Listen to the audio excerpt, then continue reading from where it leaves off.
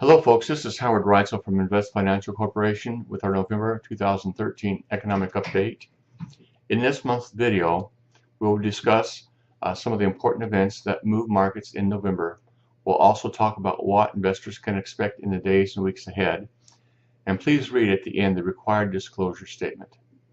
November turned out to be a pretty banner month for stocks.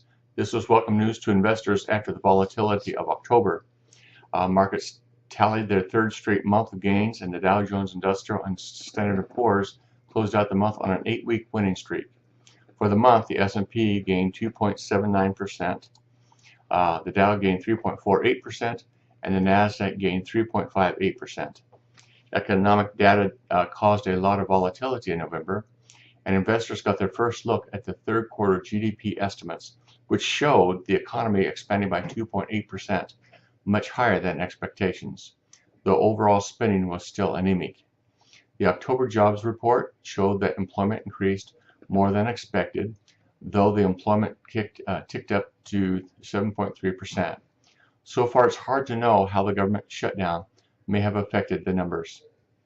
Earnings seasons wrapped up in November, and our overall verdict is that third quarter earnings have been pretty good, especially relative to the last few quarters. There still isn't a lot of growth out there, but company management is doing a good job of under-promising and over-delivering, leading to some solid earnings reports. Estimates for total earnings growth suggest that the S&P companies were able to eke out 4.9% earnings growth on a 3% higher revenues. As we've seen in previous quarters, companies are deriving a lot of the profits through cost-cutting measures and productivity increases, which will hopefully benefit them when demand turns around. Although we don't have solid data about Black Friday yet, the National Retail Federation estimates that approximately 140 million shoppers hit U.S. stores over the Thanksgiving weekend, slightly more than the 139 it turned out last year. Holiday shopping accounts for about 20% of retailer sales for the year, which puts the pressure on to get the consumers through the door. 2013 is unusual because there are fewer shopping days, less than 30 days between Thanksgiving and Christmas, and retailers are slashing prices to attract shoppers. While let's hope that these efforts will bring in more business, it could have significant effects on retailers' margins.